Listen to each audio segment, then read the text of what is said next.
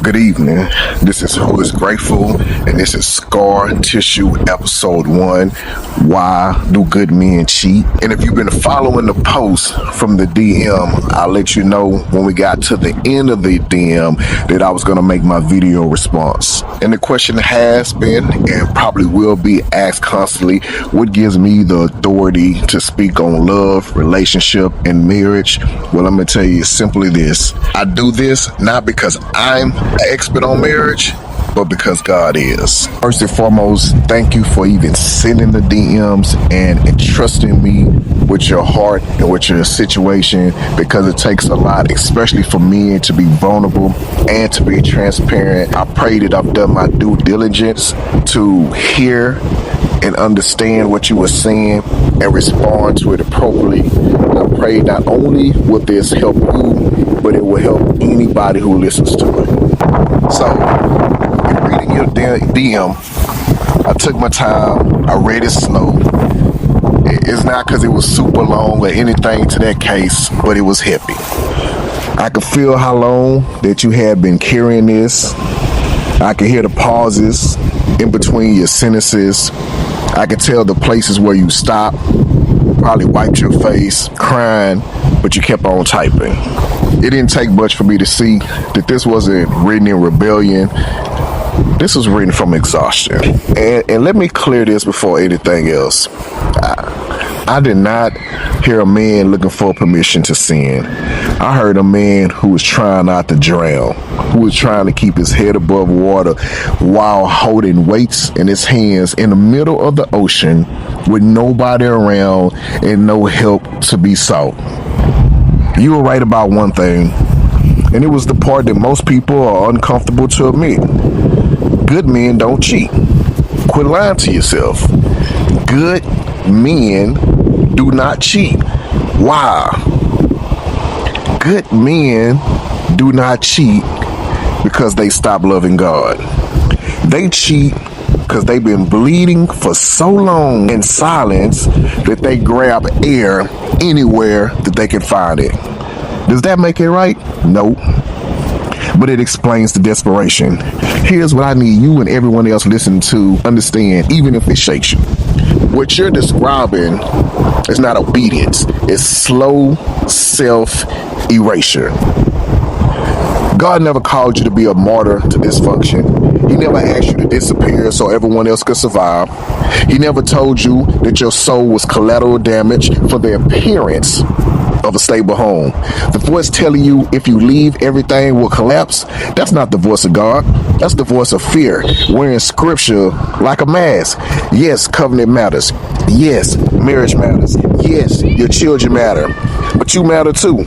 And here's the part that can hurt the most. Cheating didn't come from lust. Starvation for kindness, starvation for peace, starvation for being seen as a man instead as a problem. So hear me carefully. What you found was relief, not healing. It was anesthesia, not surgery. It was a pause button, not freedom. And the danger isn't just that it's wrong. The danger is it teaches your soul to survive with crumbs instead of demanding bread. Stay and die slowly inside, or leave and risk destroying everything you love. But I need you to challenge that lie. Those are not the only two doors. The enemy loves prisons with only two exits, and both are destruction and death. What's missing here is a truth spoken out loud in the light with support, accountability, and wisdom that doesn't come from fear. Let me be plain with you as a man.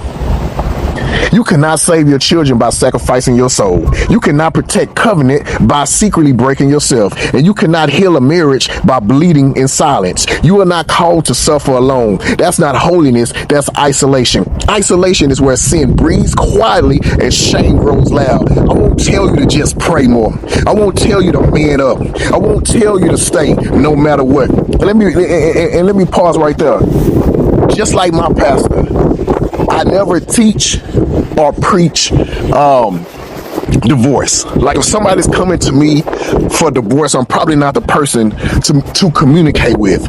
When we talk about marriage, it's about restoration and reconciliation. Now, does that mean that divorce will not happen? No, but we'll never sit down and discuss how to get divorced.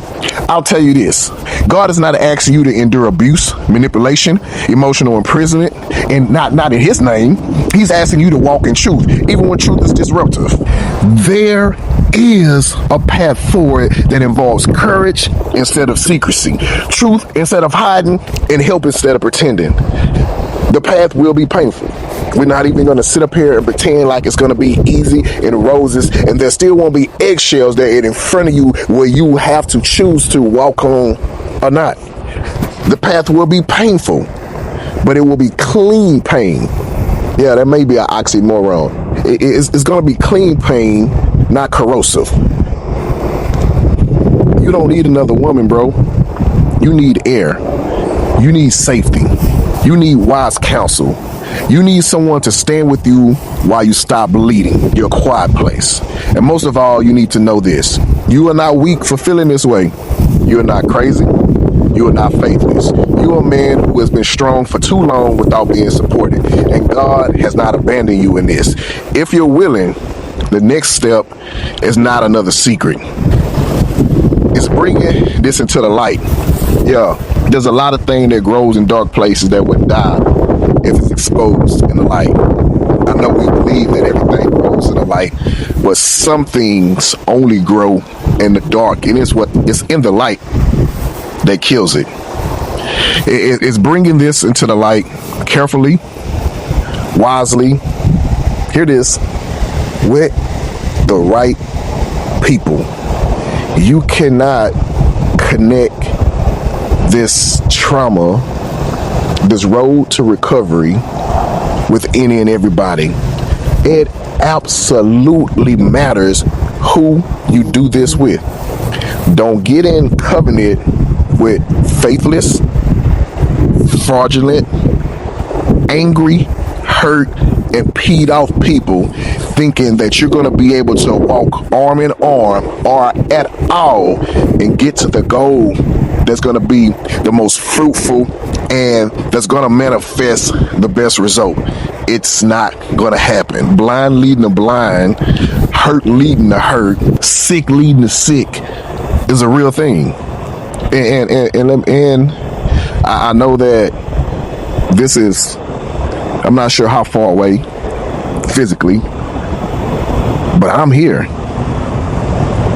I'm here to walk with you. And you're going to have to get some other people that are in closer proximity that'll walk with you. Scripture says greater things we'll do. And I always told people this, and this is my belief, right? I don't think we could ever do better in quality than Christ. We can positively do better in quantity. We have the ability to reach people clear out on the other side of the world because where we are, technology. So I'm here, and you're going to need to connect with some people that are physically within proximity too. People like me who will walk with you and not judge, not excuse your sin, and help you live without losing your soul. Look, this journey has been going on for a while, so you don't have to decide or figure out everything today. But what you do have to stop doing is dying in silence. Grace and truth. Who is grateful? Scar Tissue, episode 1. Why do good men cheat?